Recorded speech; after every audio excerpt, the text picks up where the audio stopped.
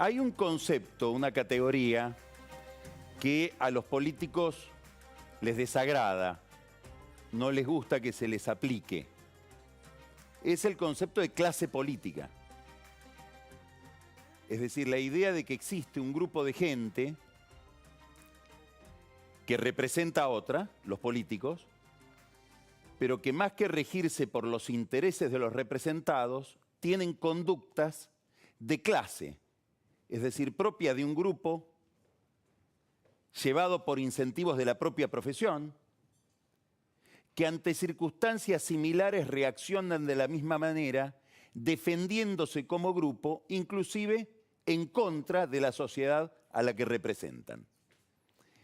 En España, la izquierda española acuñó otra palabra para referirse a este problema o a esta caracterización: casta política. Como si los políticos fueran un grupo de privilegio que declaman la representación, declaman actuar en beneficio del pueblo, del público, de la gente, pero que en realidad en determinadas encrucijadas reaccionan de una manera corporativa, defendiéndose a sí mismos como casta o como clase. En estos días, tanto en el plano institucional como en el plano económico, la dirigencia política argentina está demostrando que se puede comportar como casta o como clase. Hay una discusión muy importante hoy en la agenda pública que tiene que ver con la naturaleza, la forma de designación, la forma de remoción de los fiscales. No solamente, quiero subrayar esto, del Procurador General de la Nación, que es el jefe de los fiscales, sino de todos los fiscales en su conjunto. Esto tiene que ver con la vida judicial del país. No solamente, y aquí hay un enfoque que, bueno, que se justifica porque es un país donde ha habido y donde hay mucha corrupción. Entonces se justifica que miremos este problema de quién acusa, con qué independencia acusa, qué espaldas tiene para acusar en los casos de corrupción que tienen que ver con corrupción política. Pero lo que se está discutiendo hoy en la Argentina es la naturaleza de los fiscales en todas las causas de la justicia penal federal, de la justicia penal ordinaria en la Ciudad de Buenos Aires, los crímenes comunes, de la justicia laboral, económica, tributaria, contenciosa administrativa, y en un contexto muy relevante. ¿Por qué? Porque ha habido una reforma, venimos insistiendo mucho en Odisea con este tema, que pone toda la conducción del proceso en manos del fiscal. Es decir, los fiscales, de acuerdo con los nuevos procedimientos, muchos de los cuales todavía no se implementaron, son quienes reinan sobre las causas judiciales, más que un juez. Los jueces se van a convertir en una especie de garantes de que se cumplen con las garantías del proceso, pero quien va a investigar es el fiscal. Por lo tanto, es muy importante determinar, y esto es lo que se está discutiendo hoy, qué dependencia tiene el fiscal respecto del poder político, sobre todo en un país con muchísima corrupción, donde la política está muy judicializada y donde los políticos como clase, como casta, van a querer tener el control de ese órgano. La Constitución argentina se reformó en el año 1994, después del Pacto de Olivos, y estableció que el cuerpo de fiscales, dirigido por lo que se llama el Procurador General de la Nación, todo eso se llama técnicamente el Ministerio Público, es un órgano, define la Constitución, extrapoder. No pertenece al Poder Judicial, no pertenece al Poder Ejecutivo, no pertenece al Poder Legislativo, es una especie de cuarto poder. ¿Para qué se estableció esto? Para darle una sobredosis de independencia respecto de la política, respecto de la clase política. Bueno, ahora, en el Senado, donde todo lo que ocurre a instancias de Cristina Kirchner, que tiene un sentido muy sensible del poder y del poder que ella tiene, Se está tratando de modificar la mayoría con la cual hay que designar y remover al jefe de los fiscales, pero además se está modificando la composición del cuerpo del Tribunal de Enjuiciamiento que puede remover a cualquier fiscal, no solamente al Procurador de la Nación. Son dos reformas distintas. La del Procurador está opacada, u opaca, mejor dicho, a la de todos los fiscales. Estamos mirando lo de los 2/3 para nombrar al Procurador y no estamos viendo que hay una reforma que le va a dar muchísimo poder a cualquier poder ejecutivo, al actual o al que venga, a cualquier oficialismo, para decir, este fiscal me molesta, en la causa que sea, también pueden ser causas contencioso-administrativas, federales penales, etcétera, para removerlo.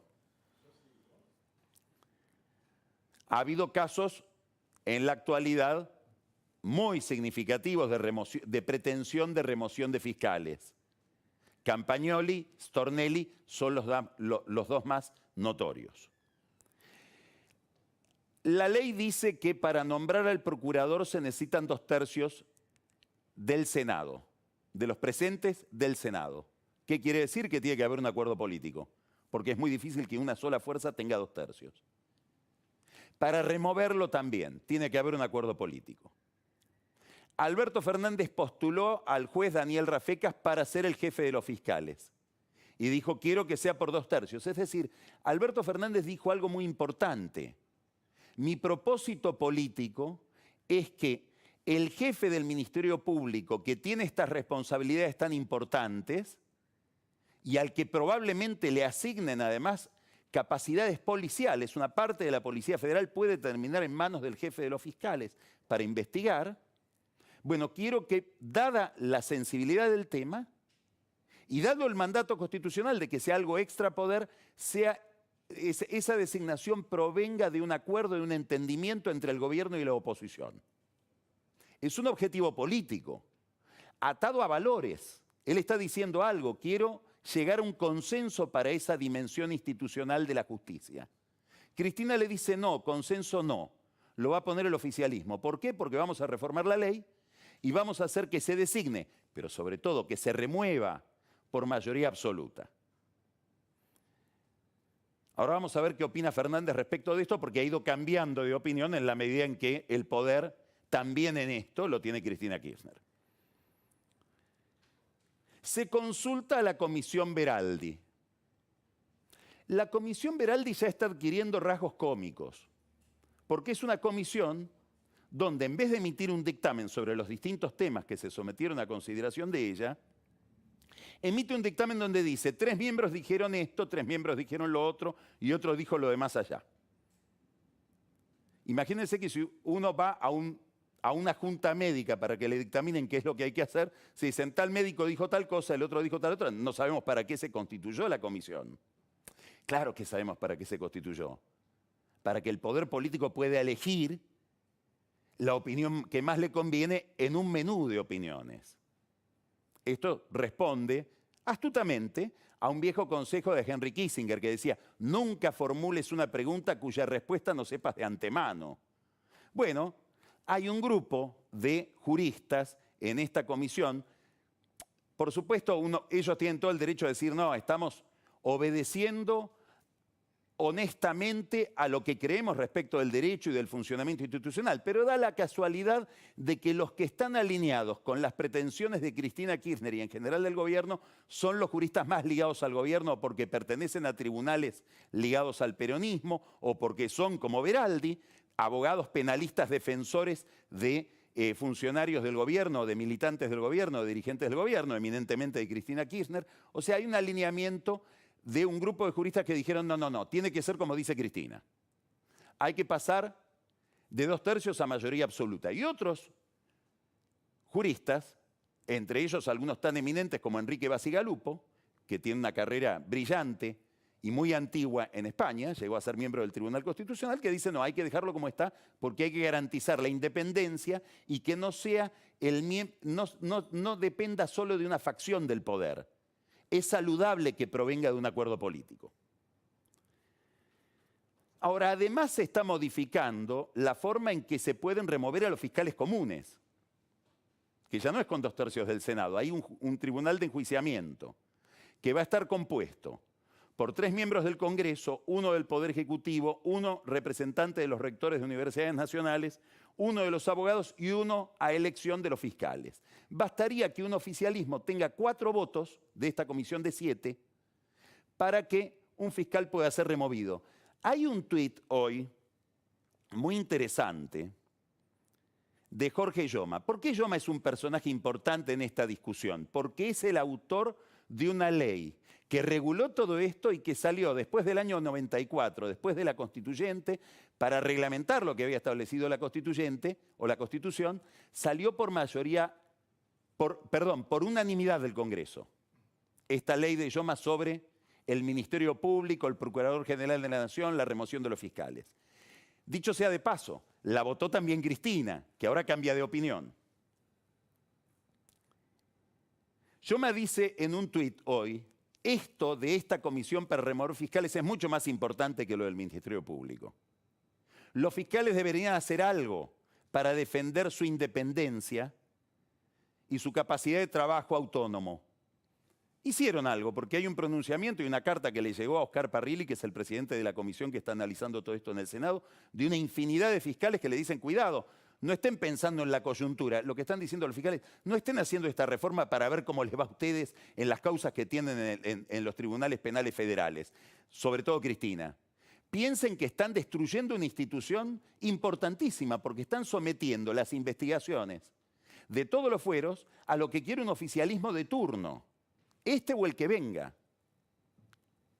Bueno, esto, como dice Yoma, es de una gravedad institucional de primera magnitud para la salud de la República. También, como dice Yoma, cito a Yoma, que suele ser muy cómico, esto no aguanta la revisión de constitucionalidad, cito a Yoma, del cana que está cuidando la mesa de entrada de tribunales. Pero como sabemos que la justicia en la Argentina es un acordeón, es un tema muy importante para ser examinado. No es el único que se ha pronunciado sobre esto, ni la Comisión Veraldi, que como digo tiene varias opiniones, es como aquello de Groucho Marx, ¿no? Tengo estas convicciones o tengo estos principios, si no te gustan tengo otros. Toda la clase política, como vamos a ver, funciona un poco así. Ha habido otros pronunciamientos. En el año 2017 se estaba discutiendo lo mismo que ahora, por una propuesta del gobierno de Macri. Y un organismo muy comprometido con las cuestiones institucionales, que opina todo el tiempo sobre estos temas, le llamó la atención al gobierno de Macri. Y escribieron en ese organismo lo siguiente, el proyecto que regía con Macri, el que manda el gobierno, también era igual. Era pasar de 2/3 a mayoría absoluta. Claro, el que está en el poder quiere siempre eso. Cuando pasa a la oposición cambia de opinión. Tengo unos principios. Si no le gustan, tengo otros. Según en qué lugar esté del tablero.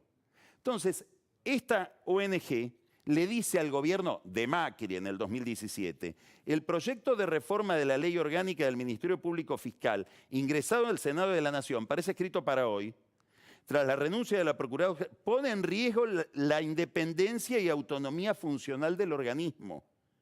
La propuesta contiene normas inconstitucionales y otras que constituyen un peligro para la división de poderes y amenazan con debilitar la figura del procurador o de la procuradora. Se quiebra el alto nivel de acuerdo necesario para lograr la designación porque se reduce la mayoría necesaria. ¿Quién firma esto? El CELS de Horacio Verbitsky, que es un organismo que creo que todavía no se ha pronunciado sobre esta nueva reforma, porque tendría que decir prácticamente lo mismo que dijo en el 17, es decir, hace apenas 3 años, y un organismo bastante alineado, por no decir muy alineado, con el actual oficialismo. Dicho sea de paso, nota al pie de página, Verbitsky acaba de reeditar o de republicar 2 libros muy importantes de su bibliografía, uno, El vuelo, pero sobre todo la historia de la Iglesia bajo la dictadura, que es un libro extraordinariamente agresivo para las relaciones entre la política y la Iglesia y sobre todo para Bergoglio. Vuelve Verbitsky con un tema que hacía tiempo no tocaba. Le preguntaron a Alberto Fernández qué opina de todo esto. No opinó con el CELS. Dijo, bueno, todavía lo tenemos que estudiar. Probablemente Fernández quiera que todo esto entre en una vía muerta en la Cámara de Diputados y que nunca se trate, como la reforma judicial. Pero hay algo interesante. Daniel Rafecas, el juez al que él propone como procurador, dice, yo quiero surgir de un acuerdo político. No quiero ser el procurador del kirchnerismo, o del gobierno, o del oficialismo. Quiero surgir como procurador de un acuerdo. Entonces hoy le recuerdan a Fernández, ¿y qué opina de esto que dijo Rafecas? Y Fernández dice lo siguiente, escuche porque es muy impactante. Dice, no, el problema de Rafecas es que es muy principista y esto es un tema práctico. Es decir, si los fiscales los va a manejar el gobierno o van a tener autonomía respecto de este gobierno o del que venga, es un tema práctico, no tiene nada que ver ni con valores ni con principios para el hijo de un juez que enseñó 30 años en la Facultad de Derecho y que entiende lo que es el Estado de Derecho como le gusta autorretratarse al presidente. Tengo unos principios, si no le gustan tengo otros. Esto que está pasando con la regulación de la institución de los fiscales, del Ministerio Público, y donde organismos que se pronunciaron en algún momento como el CELS ahora guardan silencio, donde Cristina Kirchner, que votó un tipo de legislación, ahora vota la contraria, donde Fernández va adaptando sus posiciones y sus pretensiones políticas porque está renunciando a algo importantísimo para su propio gobierno y para su propia identidad como líder. No sé quién para cuidar los intereses de Fernández. Pero la verdad que era un objetivo muy ambicioso decir algo tan importante como la investigación penal en la Argentina va a surgir de un acuerdo político y no del cesarismo de quien gobierna en la Casa de Gobierno. Renuncia a eso. Pero si miramos qué pasa con la oposición, pasan cosas parecidas. ¿Por qué? Porque en el gobierno de la ciudad, que encabeza Horacio Rodríguez Larreta, es decir, el gobierno de Juntos por el Cambio, el gobierno más significativo de Juntos por el Cambio, se acaba de proponer un diseño de oficina de anticorrupción, que tiene un nombre más interesante, Oficina de Integridad. Y se establece ahí que los que integran esa oficina, los encargados de lo que sería a nivel nacional la Oficina Anticorrupción, no deben querellar a los funcionarios. Es lo mismo que dejó de hacer la Oficina Anticorrupción de este gobierno, de Alberto Fernández. ¿En qué se basa Félix Kraus, que es el titular de la Oficina Anticorrupción, para decir no querellamos más, para escándalo de todo el mundo? Dice, no tenemos personal y además la OCDE recomienda, y está muy bien, es muy sensato si uno lo mira desde el punto de vista de los principios y no de los intereses. Es bastante ridículo pretender que un funcionario designado por otro funcionario va a investigar al que lo designó. Políticamente es bastante utópico. Para eso está la justicia, está la Procuración de Investigaciones Administrativas. Bueno, Larreta, con mayor sensatez o con mayor practicidad, como le gusta decir al presidente, establece un proyecto de oficina anticorrupción como el que quiere Alberto Fernández. Claro, está en el gobierno. Muy probablemente sus opositores le pidan lo que le piden los opositores a Fernández. Tengo estos principios, si no le gustan, tengo otros. Es decir, los oficialismos tienden a parecerse entre ellos y los políticos tienden a parecerse más entre ellos en su condición de políticos que a diferenciarse por el partido en el cual militan. Esto es lo que vamos aprendiendo a nivel institucional. Lo interesante es que también lo aprendemos a nivel económico. Ya vamos a ver por qué. Hubo una reunión importante el viernes del ministro de Economía, Martín Guzmán, el representante de la Argentina en el Fondo Monetario Internacional, Sergio Chodos, los representantes o la misión del fondo que estaba en la Argentina, presidida por Luis Cubedu, que tuvo que estar desde un Zoom, no pudo estar físicamente presente porque se pescó unos días antes el coronavirus acá en Buenos Aires, y los empresarios de la Asociación Empresaria Argentina, que ya habían tenido hace unas semanas otra reunión con Guzmán, esta vez con los representantes del fondo. Estuvo también, como en aquella oportunidad, el jesuita Rodrigo Sarazaga, también desde un Zoom. Es alguien que tiende a vincular a Guzmán con la comunidad académica, etcétera, porque está muy vinculado a Guzmán desde que ambos estudiaban en Estados Unidos. Por los empresarios estuvieron el director general de AEA, Jaime Campos, Paolo Roca, Enrique Cristofani, Federico Braun y Alberto Grimoldi. Fueron pocos porque se los convocó a último momento y muchos estaban afuera. Digamos, que sea un número menor que el anterior no indica que haya ningún tipo de conflicto. ¿De qué se habló? Bueno, Paolo Roca, como suele hacer, tocó el punto más irritante, la carta de los senadores a Kristalina Georgieva recordando las, comillas, atrocidades que hizo el Fondo Monetario Internacional en relación con Macri. La gente del fondo, por supuesto, incómoda, estaba el ministro de Economía también incómodo, dijeron, bueno, esos son temas que tienen que arreglar entre ustedes, nosotros estamos acá para ayudar, pero si ustedes se pelean entre ustedes o no están unificados respecto de qué posición quieren traernos a nosotros para considerar, no podemos hacer nada. ¿De qué se habló después? Del impuesto a la riqueza. Todos los empresarios están irritados con el impuesto a la riqueza. Ahí se enteraron en esta reunión, entrando a la reunión, de la muerte trágica que tuvo Jorge Brito cayéndose en un helicóptero en Salta. Justamente murió predicando en contra del impuesto a la riqueza. Guzmán dijo algo importante, políticamente, no solamente desde el punto de vista conceptual. Dice, no es un impuesto, es un aporte por un solo año. Y si no fuera un aporte por un solo año y lo quieren aplicar el año que viene, si estoy yo no va a suceder. Y si lo quieren hacer igual, yo renuncio. Palabras muy duras de Guzmán que darían a entender, por supuesto él no lo va a decir, que no está del todo conforme con este aporte extraordinario que salió de ideas de Carlos Heller y de Máximo Kirchner. E indica otra cosa, indica que políticamente Guzmán está buscando algún tipo de alianza con el empresariado, probablemente obedeciendo a un impulso propio, pero también a una orden que, como comentamos acá, la semana pasada le dio el presidente Fernández. Empezá a vincularte con los empresarios y explica. Guzmán tomó sus recaudos antes de esta reunión.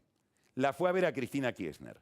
Se reunió con Cristina y le hizo un informe sobre cómo van las cosas con el fondo y le hizo un informe sobre esta reunión que iba a tener con los empresarios.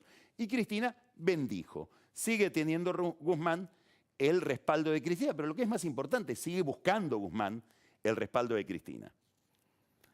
Habló ahí de la necesidad de una gran reforma impositiva, porque los empresarios le hablaron no solo del impuesto a la riqueza, sino del desbarajuste impositivo que hay en la Argentina, que ya está asfixiando totalmente cualquier tipo de actividad económica.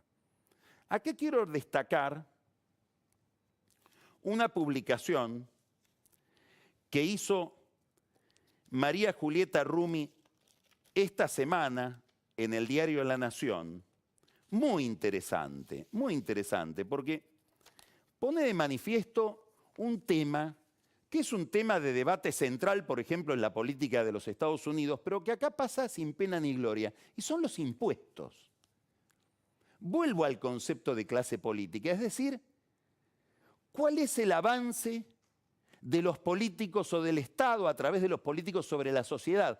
En un país donde la ideología común, compartida de todas las facciones, es no solo que a la sociedad la debe organizar el Estado, sino que, como quería Néstor Kirchner, y acá Néstor Kirchner representa no solamente al kirchnerismo, no solamente al peronismo, representa a todo el mundo que hace política, la clave del poder es la caja. Por lo tanto, cualquiera sean las circunstancias que reinen en la economía, lo primero que me voy a garantizar es tener caja yo, aunque le saque plata a la sociedad y aunque la meta en una recesión mayor a la que está.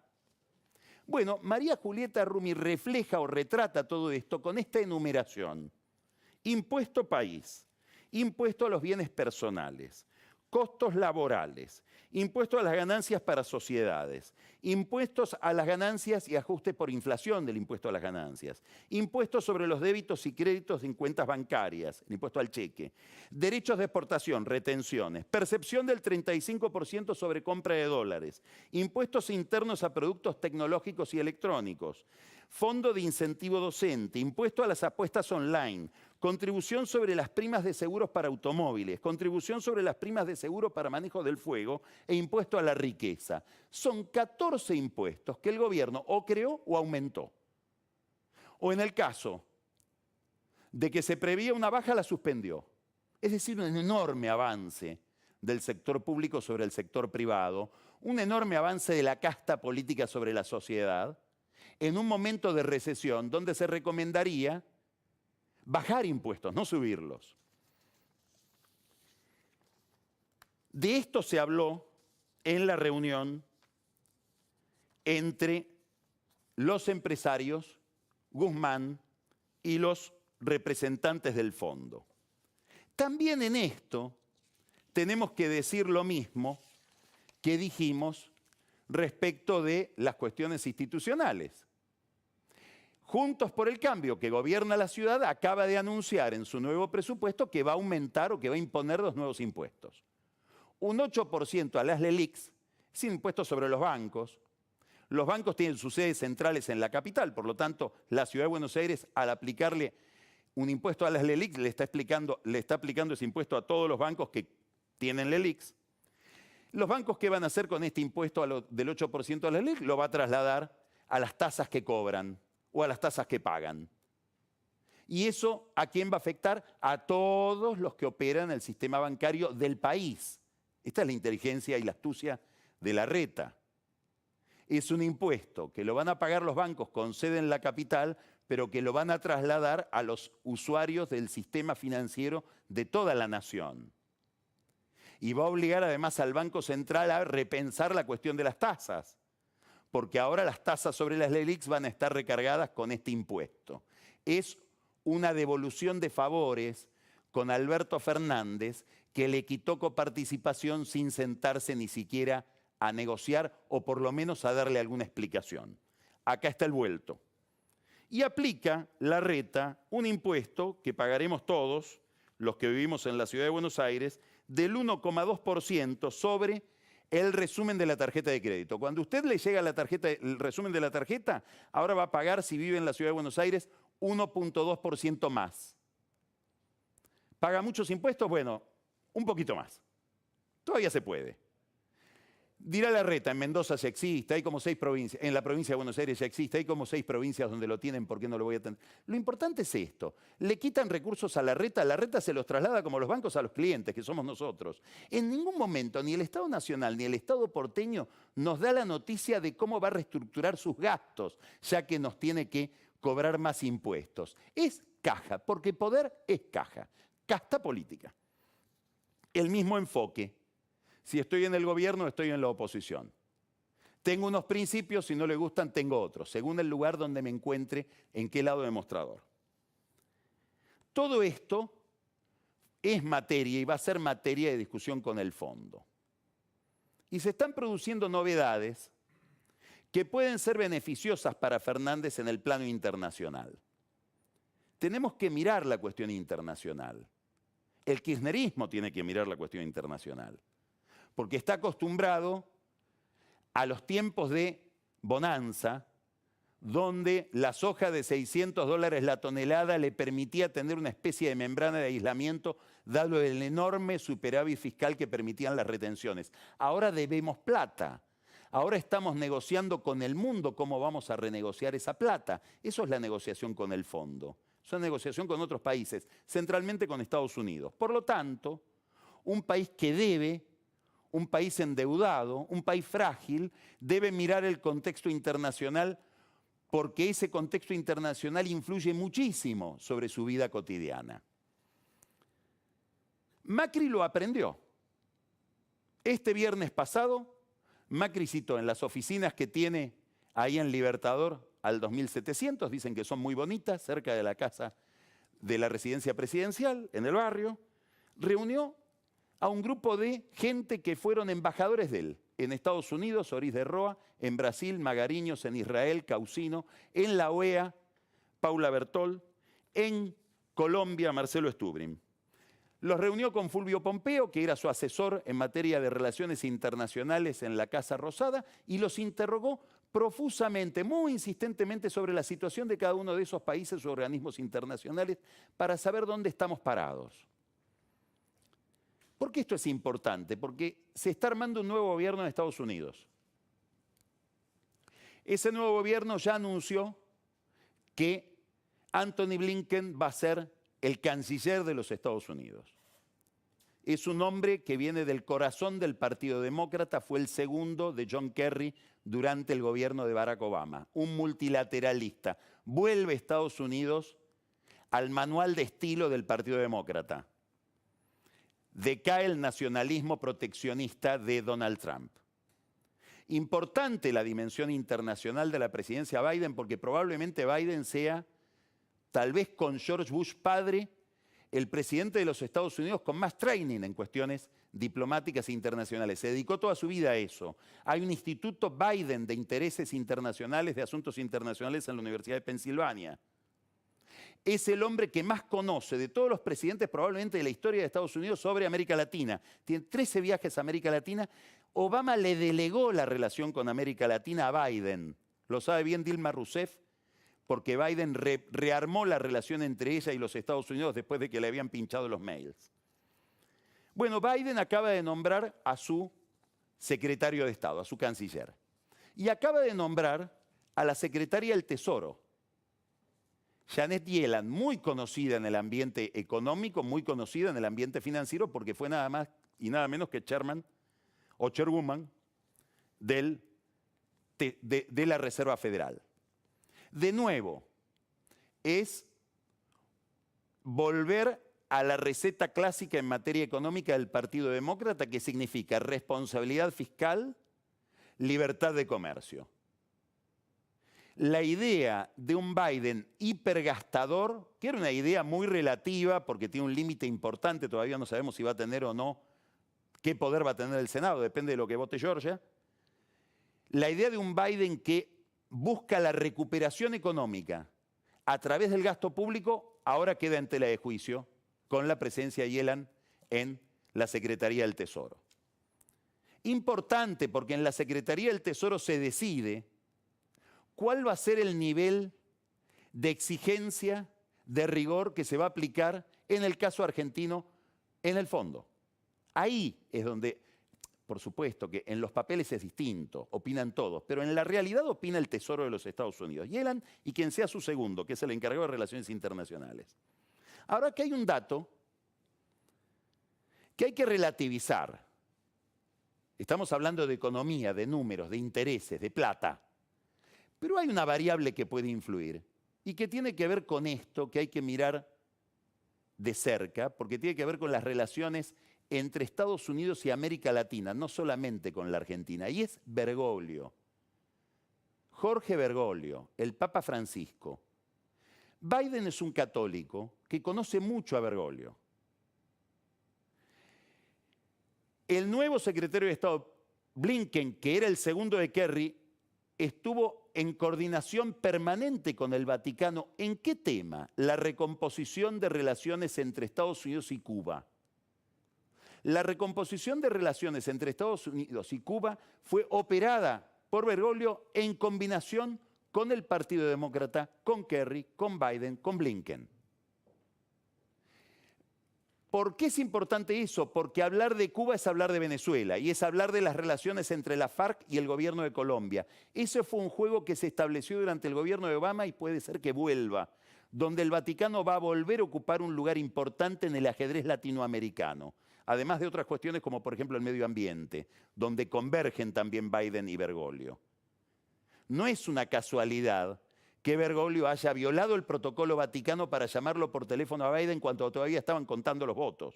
Algo que prohíbe el ceremonial vaticano que saluda a los presidentes cuando ya son presidentes. Bueno, la tesis oficial, obviamente que no va a estar por escrito ni se la vamos a escuchar decir ni al Papa ni a sus colaboradores, es que El gobierno del Vaticano, Bergoglio, quiere que a Fernández le vaya bien. Tiene una relación muy estrecha con Fernández, tiene una relación de mucha tirantez y casi cortadas con Cristina.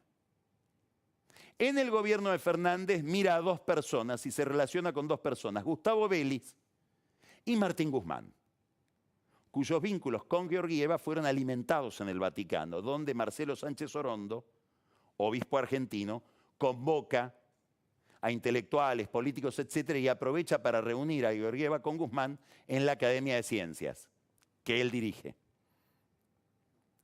Hay otro dato importante.